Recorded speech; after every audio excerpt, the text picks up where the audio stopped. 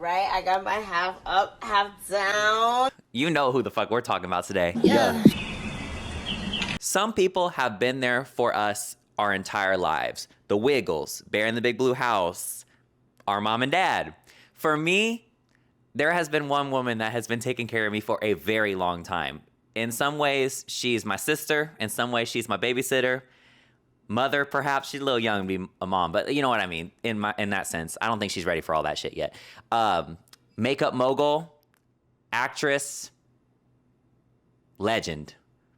Of course, I'm talking about Ariana fucking Grande. Yeah. So she has been back in our minds collectively because she's about to go on tour. And if you're anything like me, you have probably set out $500 to $600 of your rent money. Girl, we're gonna be sleeping. We're gonna be sleeping on a mattress on the floor that month.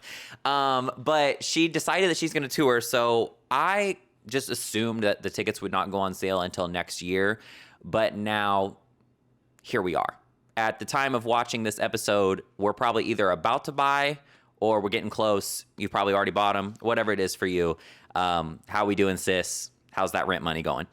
But collectively, I'm almost to a place that I feel like we are ready for a resurgence of Ariana Grande. And that's kind of weird because if you watch like the Wicked press tour, like, girl, she has been working. Like, she has been everywhere.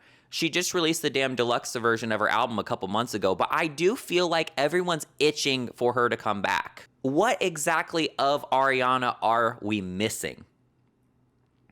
And I feel like you know where I'm gonna go with this. or maybe you don't know where I'm gonna go with this.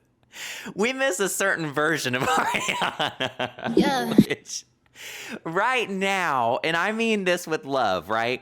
You know when you got a cousin or something and it's like your favorite cousin and you guys used to go on the smoke walk with her and, you know, you guys used to hang out and shit, you'd eat Cheetos and you'd have crunch all over you and everything and, you know, you'd be licking your finger like you had those kind of cousins. And then all of a sudden that cousin gets a new man and then she starts walking around and she's like Leviticus, you know, Genesis and all that. And I'm like, there's no shame with that. But you are like, damn, like I remember when you used to like throw down, you know, and like now you're kind of like selling Girl Scout cookies a little bit.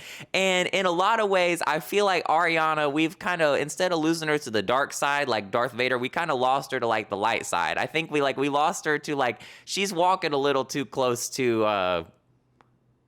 I don't want to say like the holy ground, but she's walking a little too close to like purity. I like her when she's a little bad girl. Little, you know, she got a tattoo yesterday. It's peel and stick, but she still got a damn tattoo. You know what I mean? Like she's that type of girl to me. I have been with this woman since, oh my God, the beginning of time. And I kind of wanted to talk a little bit today about like the way we view her, the standard we hold her to, and what exactly do people want from her? Which seems like a really fucking like loaded video essay, right? She has been in the music game for so long that this is really the first chapter of her life that she has taken a venture outside of music to do acting. And it's not like this girl did an indie film. She's not in damn Sharknado. She's in a fucking Oscar winning? Well, it's nominated for sure, but it won something. It didn't win for what it should have won. The girl that did win the Oscar over Ariana, I did not watch Emilia Perez. I would just like to be completely honest, and I don't feel like a lot of y'all watched it either. But I will say, I am in some ways kind of happy she won, the girl won, because when she was on stage, also she played Gamora in Guardians of the Galaxy, so she got to hang with Rocket Raccoon, so I'm double jealous of her. She won over Ariana, and she got to hang out with Rocket Raccoon. But I will say, the reason I am kind of glad she won is because we got that clip of her going, "Mommy! My mommy's here!" And, like, that shit is, like, iconic in itself, because like I relate to that. Like, you ever smoke too much, you're like, "Mommy!" Like, girl, we've been there. But it's the thing is, like, she took a break from music to like do like a serious ass project. I have never seen someone's fans be so nasty to someone that they supposedly love. When I tell you, she will post a makeup brush and all the fans are in the comments, "Girl, put that damn makeup brush down." Get your ass in the studio, right? Then she releases music. We get the music for a little bit, which, like, thank God. Dandelion was great. Warm was great. Like, girl, everything was great, right? Past Lives, great. But everybody's like, okay, whatever. She about to do Wicked. Who cares? Like, whatever. And I'm not even going to lie with y'all. I did not go see Wicked in theaters. I did not want to be hearing people singing by me. It was going to piss me off. So I watched it on the plane. And I was crying. I thought the damn plane was going to go down. You know when you have a really good cry on the plane and you're like, you know, if I died, it's okay? That's how I felt in that moment. I was like, you know what? After I saw, it was Wizard and I remember Wizard and I ended and I said, if the plane goes down today, because that was around when the planes were going down. They were going down frequently. And I was like, you know, if I'm case number 5 this week, I guess we going down. What the fuck were we talking? Oh, right. But the thing is, like, every time she does a venture that's outside of music, I feel like her fans are the first ones to be like rude as fuck to her. And she is very polite for not calling people out, because there are a lot of artists you can think of that they have no relationship with their fans. I don't say this in a negative way, but Beyonce's fans are like ride or die for her, but also she does not really give a shit what the fans say in a lot of ways. She's not a fan service type of girl. She's going to do what she wants to do, and we're going to have to trust the process, and that's the end of the day. If we send her an email, it goes straight to the trash can, basically. And that's fine, because she is somebody that delivers, always delivers, whatever. In my eyes, Ariana is in that same damn boat. If Ariana does a movie, it's going to be the best movie of all time. If she's going to release a makeup brush, it's going to be a makeup brush that, girl, you walk out looking like fucking Manny MUA. Like, girl, well, maybe not that, but like you walk out looking like somebody's like beat to shit. If she releases cereal, it's going to be the best cereal on the market. She is somebody that is consistently delivering. So that's why when I see her doing other things, we see Beyonce do athletic wear. We see Beyonce do hair care. We see Beyonce release fucking coasters and tampons. Like, girl, whatever she does, Hennessy, didn't she release whiskey? I know she's going to get back in the booth. So, girl, sell your whiskey, and I hope it's great. But, like, with Ariana, she is long game, in my opinion. This is a girl that has been in relevancy for years. We have been with her for years. And it makes me think almost that, like, a lot of her fan base must be, like, new gen, in the sense that, like, they weren't with her when that Yours Truly dropped. They weren't with her when she first hit the scene. They were not getting their heart tattooed and writing a song on that new piano like that. And I'm just going to say this. Yours Truly, as a body of work,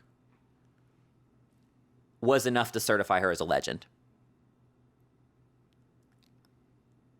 And I think that's a rare take, but it certainly wasn't keep your hands on me, don't take our problem. It wasn't those, right? Like, One Last Time was legendary, everything. Dangerous Woman was legendary. But the thing is, Yours Truly had her in conversations with artists like Mariah Carey from the moment she released that album. And Mariah is somebody that has a legacy of number ones, of vocal ability, whatever.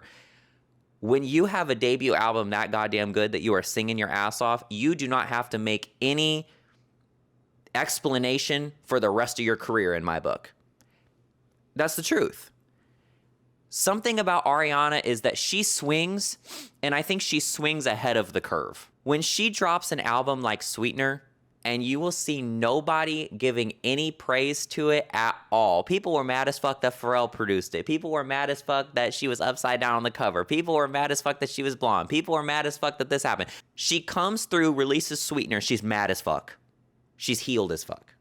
She releases Sweetener, which I believe to be her best body of work until Eternal Sunshine just came around. Let's talk about that. But she comes through and releases like that. I will tell you what.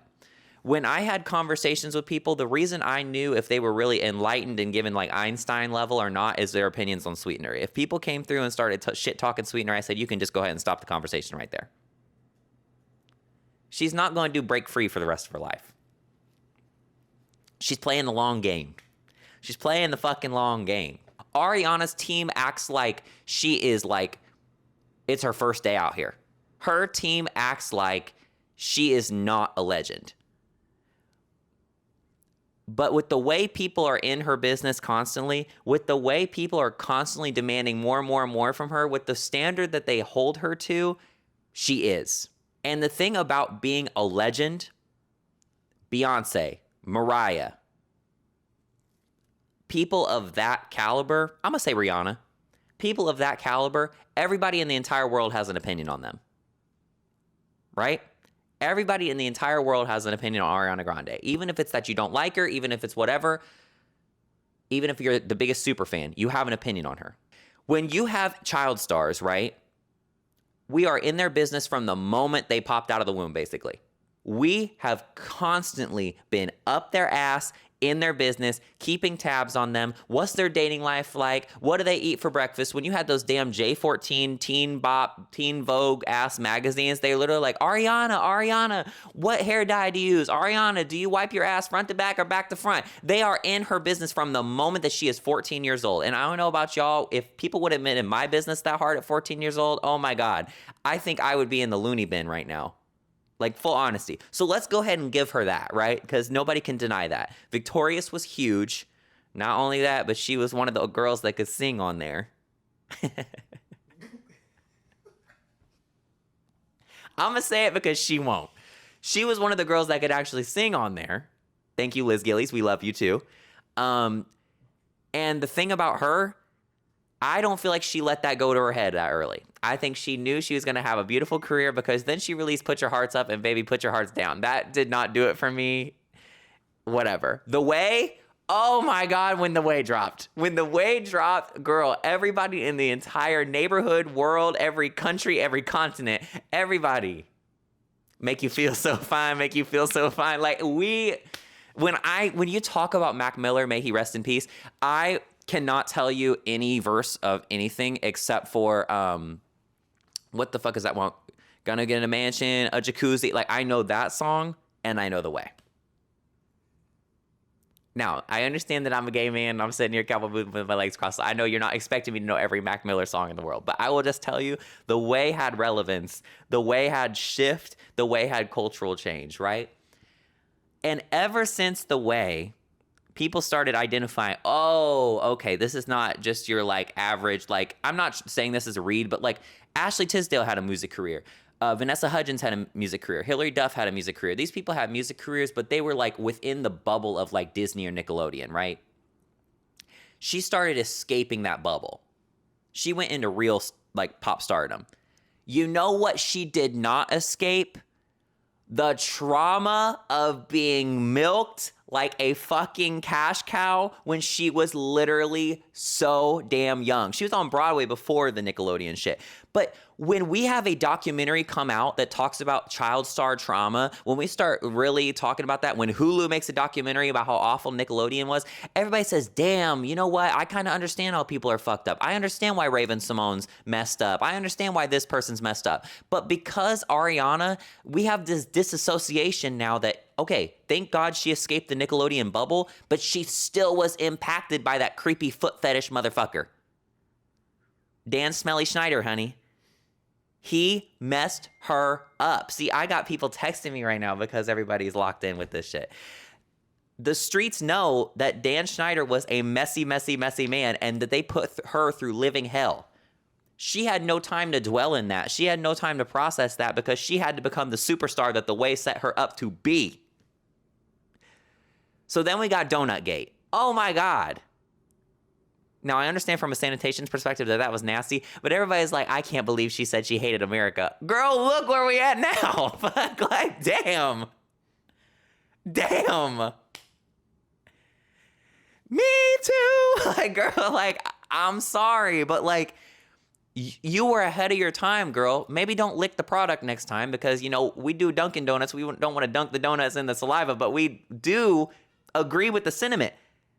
Yeah. This is what I talk about her being ahead of her fucking time. She said some shit, and back then they're like, I can't believe she was saying that they hate America. Yeah, but we're in Obama's America, honey. Of course nobody was saying fuck America back then, but she saw something coming. She saw the tides were on the rise. And she knew, I gotta go ahead and say this. Like, I'll tell you what. And just when I think about her controversies, when I think about these things that happens, I think it's one of two things. I think it's that people put her on a moral high ground, which I'm sorry, if you make good music and you grew up in the spotlight like that, I'm sorry, but you're going to go ahead and get a couple passes from me. You went through hell growing up, kid. Like, and I feel for you. And also, you can sing your ass off. So I'm going to stream that music. Her licking the donut was not the end for me. After what she went through in Manchester, honey, you just redeemed 18 things because that's enough. That's more than Dan Schneider trauma. Baby, that's national, like, security risk trauma. Not a lot of people have went through what she went through, and not a lot of people have went through what she went through and continued walking on. That's what I'm saying. And you got to think, we haven't even talked about that damage that red hair dye did to her.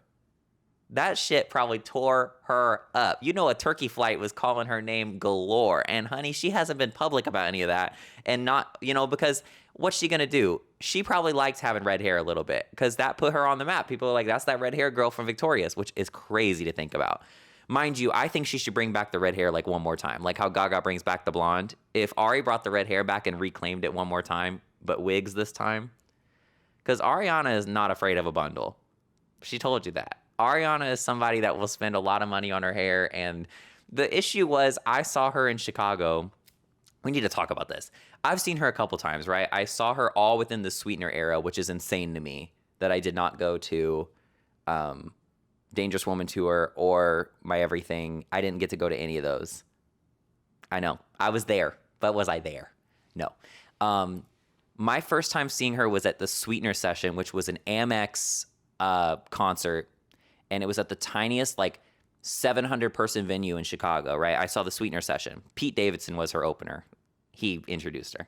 Talk about Five Nights at Freddy jump scare, girl. It was scary as hell.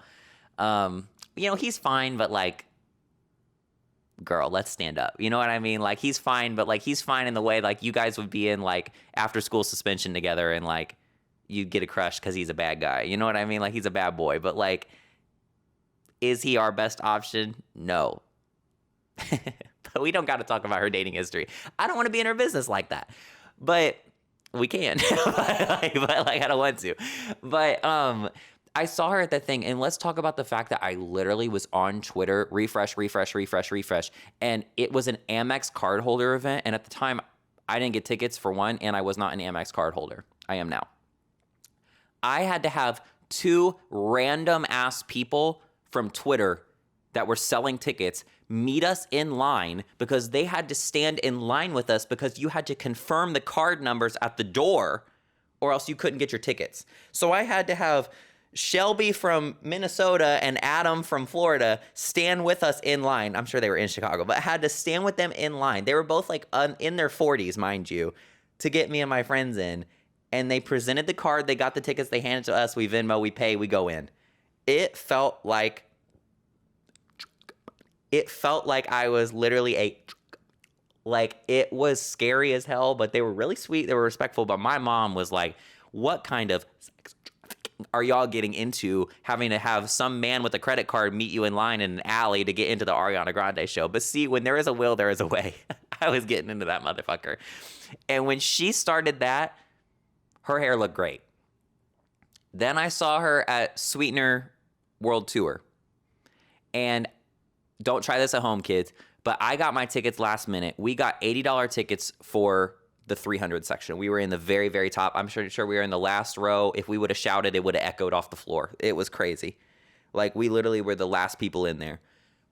And the lady at United Center, at the arena, like the stadium we were at, she goes, y'all should check Ticketmaster and StubHub resale and see if there's any seats in the lower bowl that are really expensive, because no one's going to buy those before the show. They've probably been sitting there for weeks, but the people don't want to budge, right? So there's these like $800, $600 tickets, which back then, 2017, 2018 core, that was a lot of fucking money. That's a lot of fucking money now, but nowadays concerts are so damn expensive. But back then, that was a lot of fucking money. So we were just checking. She's like, if nobody takes those seats or buys those seats, y'all should just move down. I'm like, girl, it's giving like Park Secrets plus size park hopper. Like, she was really giving us like the internal scoop. We went down to those lower bowl seats and we got those seats. And when I tell you, that was the closest view I've ever had to Ariana Grande. And I want to give you an update on the hair. The hair was looking a little staticky. It was looking like it was on its last leg, right? Literally, last leg of the tour. We then saw her at Lollapalooza a couple months later, and when I tell you that ponytail looked like the Tasmanian devil, got at it. And I love her, and this is what I mean, that she's my niece, she's my sister. When I saw her come out, we all went, oh. I just wanted to come up there and say, come here. You know when you got your friends and you start licking at them like a cat's lick their hair? You start like flattening their hair out and like picking at their eyelashes and like, girl, you got a little crust on your lip. Like you start taking care of your friends like that. You know, lick your finger, like take it. I wanted to do that with her. I want to say, sister, we got to go backstage real quick. You got to brush that. You got to run a comb through that shit a couple more times because that shit was running on its last leg. But the thing is, I don't think she ever wants to work like that again. I don't blame her. She did her time. She did her time. So now we're here. This is a post-Wicked legacy. This is a post-vocal trained legacy. This is her reclaiming her touring. She said it before. Touring stresses her the fuck out. She is wanting to do it her way or the highway. The thing is, you know the vocals are going to be excellent. If you saw the clips from the Met Gala, her stage presence has never been higher. And the thing is, I don't think she's going to blow that voice. I think she's going to sing with some like training and some strength behind it. I trust her. And I know this is going to be major. I am really pissed she didn't do an Eras tour. I'm going to say it. I'm pissed she didn't do an Eras tour. Because I think if she would have came out in that bunny mask, I'm pretty sure mass collapses in the cities across America. Everyone would have fell to the floor. Girl, Dr. Fauci would have been on speed dial thinking that another virus in the air. Because we would have been dropping like flies. If she would have came out in that bunny mask and the damn silhouette like this, like Roger Rabbit, I would have gagged. But I digress. Maybe that's for a couple years from now. But I think it was time for an Eras tour for her. But that's neither here nor there. Eternal Sunshine's about to be excellent. The thing is, I am still seeing people complain. Not enough tour dates. I don't like that she's doing arenas instead of stadiums. I don't like that she's doing this instead of this. I don't like that she wipes her ass front to back instead of back to front. I'm just going to say, can we finally just leave this damn woman alone and let her do her thing and trust her? I feel like leave Britney alone right now. But what I'm really saying is, she has proven time and time again that she can persevere, and she has proven time and time again that she is a legacy artist. We don't have very many of those left. I mean, what? We're talking Beyonce, Ariana, Lady Gaga, and Lola Young. What else are we going to do? And Zara Larsson. What else are we going to do? You know what I mean? Like, we have to let the legacy artist be a legacy artist at the end of the day. So absolutely. I think an Eras tour is calling her name because she has the Eras to be toured. But also, she is somebody that I got into this earlier. I want to take a sibling walk with her. I want to go to like Jimmy John's with her. I want to go to the pool with her. I want to talk shit with her. I want to do a late night walk to Taco Bell with her. But the thing is, I think she's so sick of everybody and so sick of how everybody's being that now she's convinced that the only circles that she can really get left the fuck alone in is when they're eating steak tartare at the Oscar dinner. And what I want to tell her is, come back to 7-Eleven, girl. Come get soda pop with us. Come smoke a little bit. Like, girl, like, we miss you. This side misses you.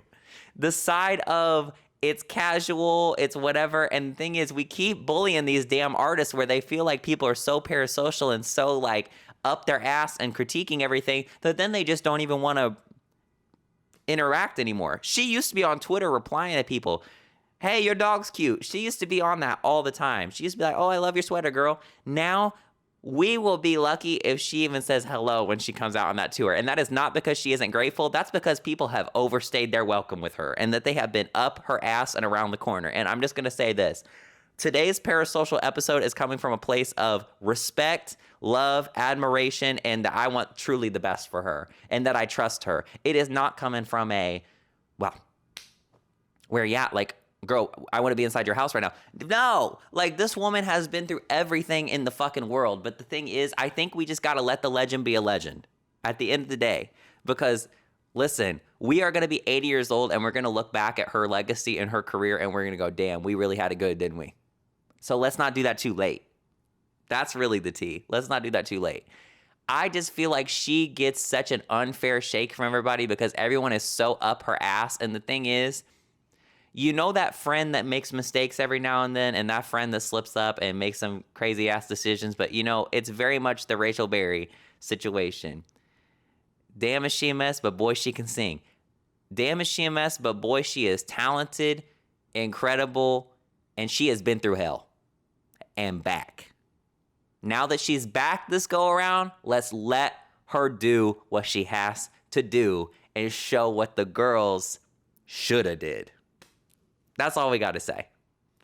Today's episode of Tangent was brought to you by me losing that damn Ticketmaster war because, honey, I am not going to be able to get these tickets. So hopefully we'll figure something out. We can get like a little SeatGeek deal or something going on here that we can get a promo code because, girl, we all about to be losing that war. You think the ticket battle was bad for Taylor? Oh, my God. Wait until we do this shit. We are going to lose arms, eyebrows, and bangs because I have a feeling it's going to tear us a new one. But you know what? Like her, we persevere. This was Tangent, and I will see y'all next Tuesday. All right. Bye. Remember when she was like, I got my juice, my cookies? I was not about to bring that shit up.